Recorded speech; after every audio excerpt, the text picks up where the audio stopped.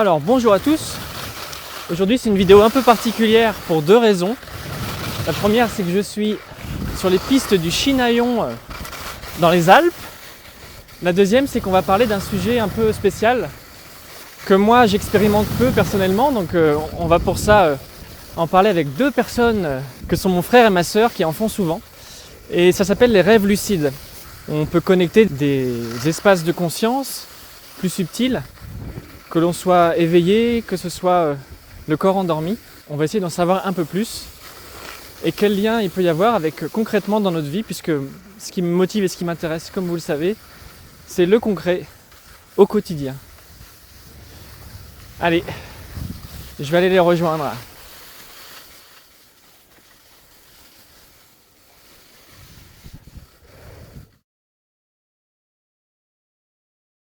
Pour faire court, un rêve lucide, c'est quand vous êtes en train de rêver et que vous devenez conscient pendant le rêve de rêver.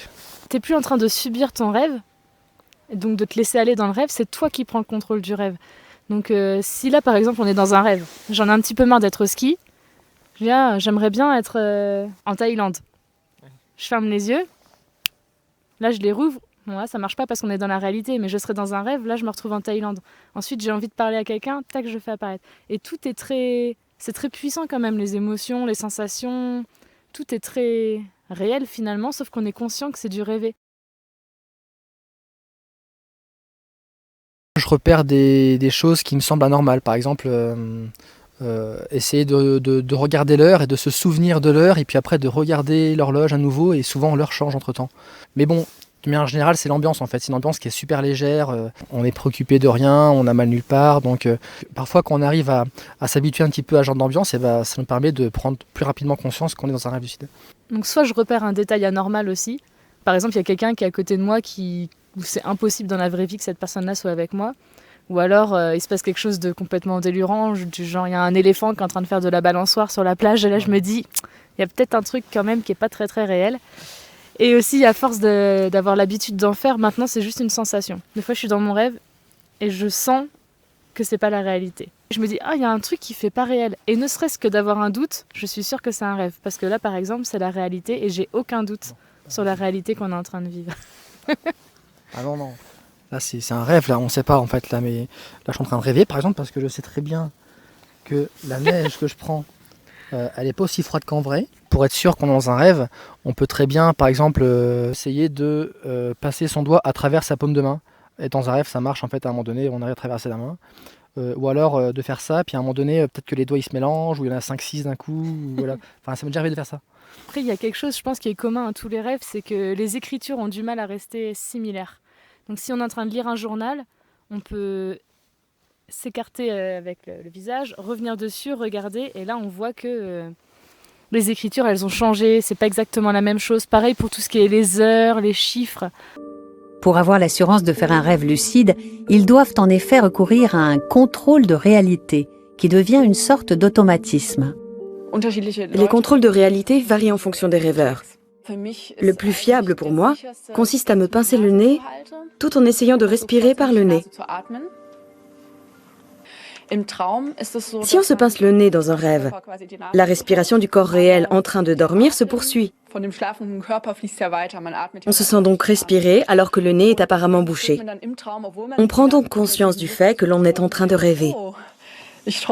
Quand je suis très lucide dans un rêve, je me sens debout dans mon rêve en train de regarder avec mes yeux, mais je me sens aussi dans la réalité allongée dans mon lit avec mes yeux fermés. Donc je sens mes deux corps, je sens mes 4 yeux, 2 yeux ouverts, mes 2 vrais yeux fermés, j'entends les sons de la réalité plus les sons du rêve. Je peux même choisir de bouger dans mon lit si je veux. Tu peux te réveiller si t'es trop dans le réel, c'est pour ça qu'il faut réussir à trouver le juste milieu. Mais c'est dans ces moments-là où t'es très très lucide, donc très très conscient, que t'arrives à faire un maximum de choses dans tes rêves. Je sais que je suis physiquement allongé, en train de dormir dans ma chambre, que c'est la pleine nuit, et que là, je suis en train de rêver dans un... Voilà. Il faut pas trop s'amuser à le faire parce qu'après, voilà, généralement, ça peut provoquer un décrochage du rêve, et puis hop là. Tu peux un peu choisir à quel degré est-ce que tu souhaites être lucide ou pas dans la réalité. Non, si tu veux te réveiller, tu vas te concentrer plutôt sur ton corps physique en train de dormir, et puis du coup, ton rêve, il va s'arrêter, tu vas te réveiller. Si tu veux replonger dans ton rêve, t'oublies que t'es dans ton lit, même si tu le sens. Moi, je ferme les yeux dans mon rêve, je tourne et je me concentre sur mon rêve, et là, c'est bon, je sens plus que je suis dans mon lit, je suis à fond dans mon rêve. Une fois que t'es revenu dans le niveau de conscience, c'est bon.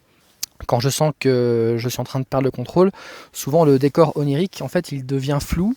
Et à ce moment-là, il faut que de vive voix, je dise par exemple, je veux être 100% conscient, voilà, 100% dans la maîtrise, etc.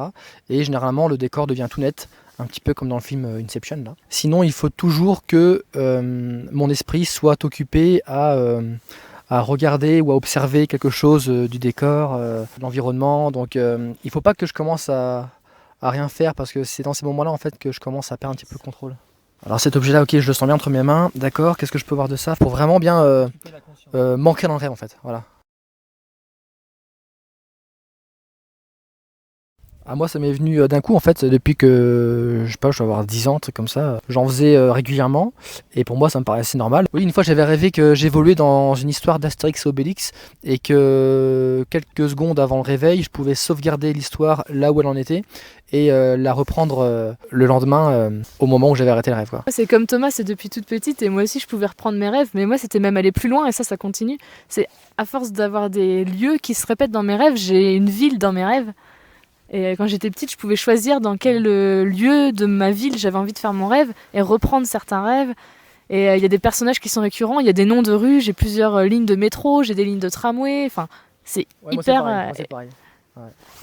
Et ça c'est rigolo. Plus jeune, je m'amusais à dire ah bah tiens, j'ai envie d'aller dans la salle de danse qui est rue machin et faire un rêve avec telle personne. Je pense que c'est entre 5, 10, 15 minutes, un truc comme ça. Mais 15 minutes, là, pour le coup, c'est les rêves lucides hyper longs. Une seconde dans un rêve lucide, c'est une seconde en temps réel. En laboratoire, ils ont mis des capteurs sur les yeux des gens et le signe, en fait, c'était qu'une fois dans un rêve, il fallait qu'ils regardent, par exemple, 4 fois à gauche, 4 fois à droite et serrer 4 fois sa main gauche, 4 fois sa main droite. Et avec le capteur, donc déjà, ils peuvent voir les globes oculaires bouger sous les paupières. Quand on regarde à gauche, par exemple, dans un rêve, nos globes oculaires bougent vraiment, en fait, quand on dort. Les chercheurs n'ont maintenant plus qu'à attendre. Attendre le moment où le patient atteint le stade du sommeil paradoxal. Attendre le signe des yeux signifiant « Je suis entré dans le rêve lucide et je vais exécuter les mouvements dont nous avons convenu ». Les spécialistes peuvent suivre les événements en temps réel. Sur l'image de gauche, la main est fermée à l'état de veille. À droite, le patient rêve qu'il la ferme dans le sommeil paradoxal. Le résultat a de quoi surprendre. Ce sont exactement les mêmes régions du cerveau qui sont sollicitées. L'activité que l'on remarque dans ce qu'on appelle le cortex préfrontal dorsolatéral mérite elle aussi notre attention.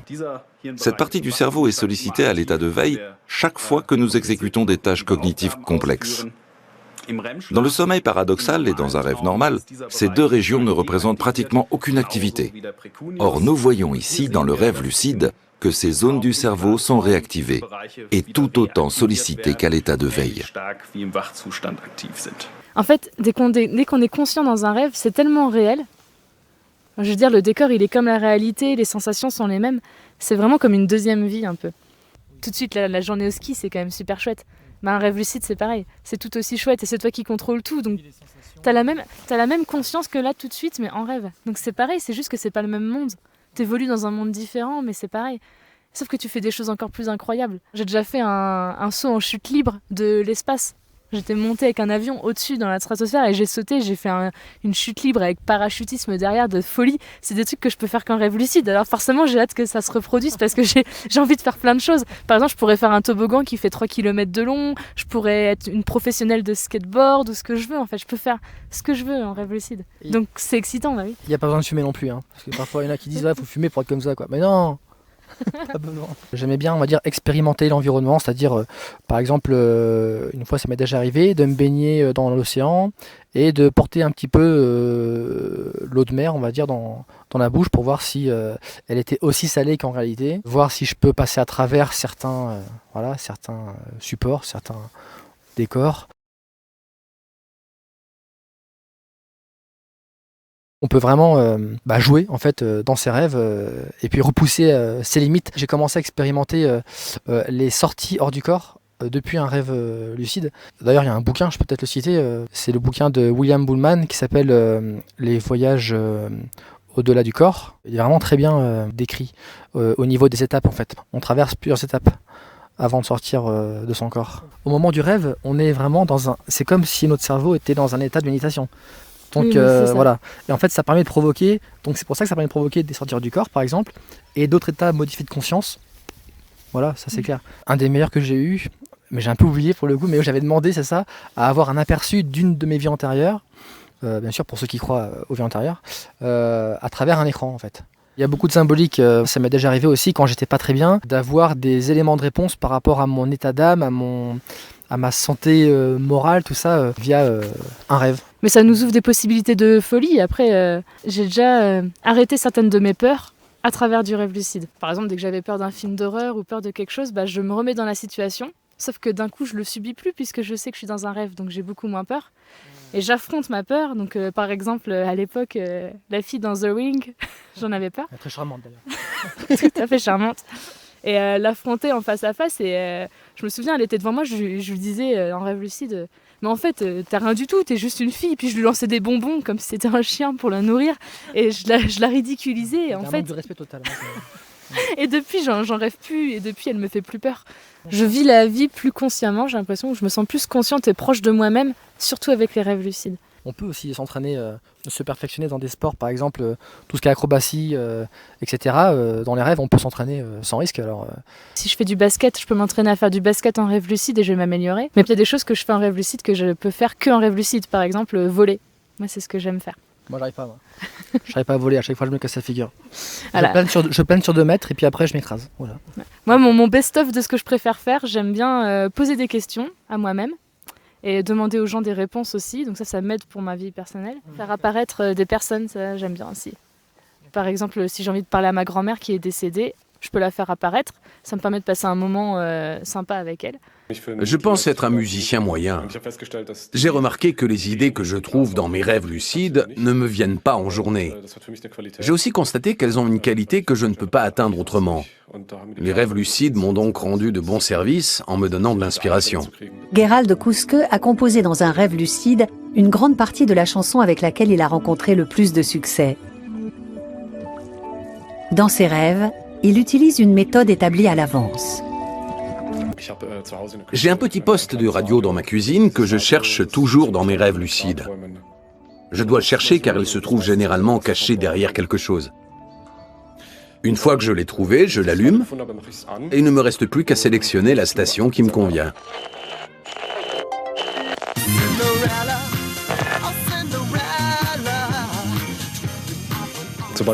Dès que j'ai trouvé une chanson qui me plaît, j'essaie de la retenir en l'écoutant attentivement pendant un moment. Quand je sors de mon rêve, j'ai encore la chanson en tête et je fais tout pour la retenir.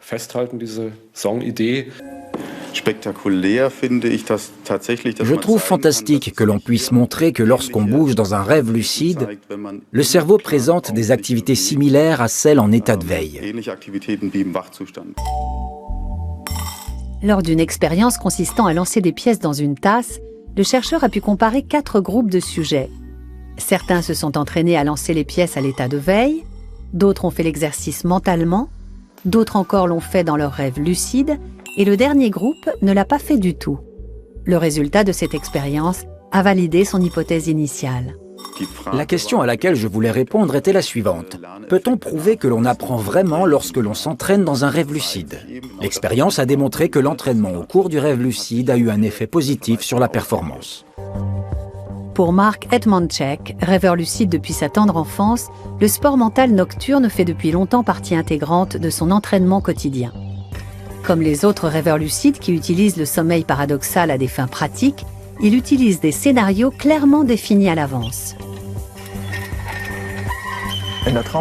Dans le monde du rêve, je peux agir seul, ou bien je peux faire intervenir mon ami Kenji. Je lui fais faire des exercices à ma place. Quand Kenji agit pour moi dans mon rêve, il m'indique par un signal quand il a parfaitement réussi l'exercice. À ce moment-là, il dit « Hep !» Alors je repère sa position et sa posture avant qu'il ne lâche prise. Comme c'est lui le professionnel, il me dit indirectement ce qu'il faut faire. Mark Edmondchek a ainsi pu améliorer certains enchaînements de mouvements dans ses entraînements rêvés. Quand un sportif qui a perfectionné sa technique pendant ses rêves lucides commence à remporter des médailles d'or, l'apport du rêve devient évident.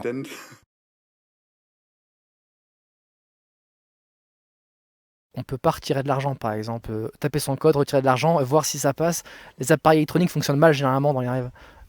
Ouais, je sais pas, ça a testé, mais tout ce qui est interrupteur, tout ça, machin, parfois ça peut déconner. Je pense qu'on peut travailler pas mal de choses en rêve lucide. Et moi, par exemple, j'ai du mal à faire des choses qui dépassent la réalité. Traverser un mur, par exemple, avec ma main, ça a du mal à passer. Et c'est que depuis récemment que j'arrive à changer les décors, les paysages par la pensée. Moi, je demande à me réveiller dès que j'en ai marre. Ou alors, c'est quelque chose qui me réveille de l'extérieur. C'est quand je perds le contrôle, tout simplement. Sinon, un truc radical. Moi, des fois, il y a des rêves que j'aime pas, ça devient un peu cauchemardesque. Je suis lucide, je veux que ça s'arrête, je me suicide. Non, mais... Voilà. Mais on aime la vie, sinon. On aime la vie.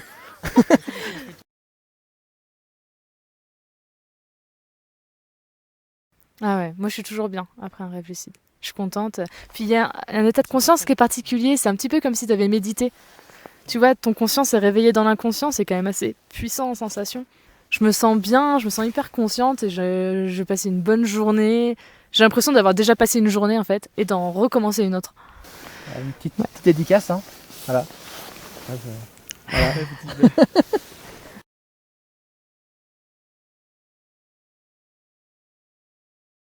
Déjà, essayez de se souvenir au réveil de ses rêves. Oui. Pour ceux qui ne s'en souviennent pas du tout, le matin, de se poser un petit peu, 2-3 minutes dans le lit, en fermant les yeux et en se disant « Alors, j'ai rêvé de quoi cette nuit ?» Et puis, parfois, on peut récupérer quelques images de la fin d'un rêve et comme ça, on peut remonter tranquillement le scénario, revoir des scènes, etc. Donc, s'entraîner à faire ça déjà pour s'habituer à se remémorer des rêves, tout simplement. Bien dormir. Voilà, moi je sais que si je dors moins de 7 heures, c'est quasi impossible que j'en fasse un. Il faut que je sois bien reposée. Pareil, j'en ai pas fait dès que je me sentais pas bien. J'en ai pas fait pendant 2 ans, à une époque où j'allais pas très bien. Donc, je pense que ça dépend aussi de ton état d'esprit. La plupart du temps, ouais, c'est quand je passe une bonne nuit de sommeil. Donc, mais ça peut être après en pleine nuit aussi. Hein. Mais moi aussi, des fois, ça peut être en pleine nuit, mais une fois en grasse mat, oui, ça m'est déjà arrivé d'en faire un qui était assez long. Ça m'est déjà arrivé de forcer un petit peu un rêve lucide alors que j'étais pas forcément très en forme. Et le fait de forcer, ça fatigue. Voilà, faut pas trop. Quand on le sent pas, quand on se sent pas trop en forme, ça sert à rien de se forcer. Le soir, je pense qu'il faut être motivé pour en faire un. Donc, on dit à son cerveau, là, je vais m'endormir, lui dire que là, on va s'endormir et on va quitter la réalité. Cette réalité-là. Moi, ce que j'ai fait un moment pour refaire des rêves lucides, c'est s'entraîner tous les jours à faire des tests de réalité. Par exemple, tout de suite, on peut en faire un ensemble. Là, il y a une écriture, par exemple, je regarde les chiffres, je regarde ailleurs, je regarde, ça n'a pas changé, je fais une 3e fois, ça n'a pas changé. Ok, je suis sûre qu'on est dans la réalité. Ça paraît logique, mais pour le cerveau, c'est pas si logique que ça. Alors là, ça permet de travailler son esprit à qu'est-ce que la réalité. Et si ça, je le fais dans un rêve, les chiffres, ils vont changer. Donc ça va m'aider à comprendre que je suis en train de rêver. Ou là, par exemple, dès que je respire, et la manière de ressentir, là, je suis sûre que c'est la réalité. Mais le fait de le conscientiser, ça permet de bien s'en rendre compte et ensuite de faire la différence en rêve, du coup. Mais toi, tu as besoin ou pas le soir de faire un petit peu de l'autosuggestion, tout ça, de te dire, ok, bon, j'ai fait un rêve lucide cette nuit. Toi, tu te le dis ? Non, plus maintenant. Ouais, moi, c'est pareil, c'est comme ça. Hein. Ça me tombe dessus, donc du coup, c'est pas facile à expliquer. Mais dans le bouquin, William Boardman, tout est expliqué. Et puis, donner de l'importance à ses rêves. Hein. Franchement, c'est ça. C'est les mémoriser, écrire, parce que c'est important. Ça montre on montre à notre cerveau que on donne de l'importance à nos rêves et qu'on a envie de travailler dessus. Quand on sent qu'on est dans un rêve, après il y a une étape aussi qui est intéressante, c'est de se dire ok, j'arrête le scénario du rêve là où il en est, et maintenant c'est moi qui prends le contrôle. Ouais. Voilà. Et le fait de prendre le contrôle déjà c'est une étape, parce que mine de rien ça fait bugger le rêve et il faut pas en sortir. Donc du coup c'est pour ça qu'après qu'il faut rapidement on va dire interagir avec l'environnement quoi. Sinon le cerveau ou le rêve il se dit qu'est-ce qui se passe maintenant? Et hop là, on peut se réveiller. Donc en fait, il faut vraiment enchaîner sur autre chose. Allez. Puis j'allais rajouter que c'est pas si facile que ça aussi. Moi, des fois, je vois que je suis lucide et ça m'arrive de perdre ma lucidité, hein, de pas réussir à prendre le contrôle. Il faut vraiment que je sois très lucide et très consciente pour que je puisse garder le contrôle. Et ensuite, faire ce que je veux, c'est pas si facile non plus. Il faut s'entraîner. Dernier mot? Ski. Bon, allez, on va skier un petit peu.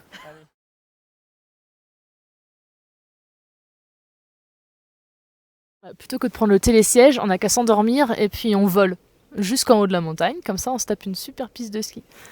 Non, c'est vrai.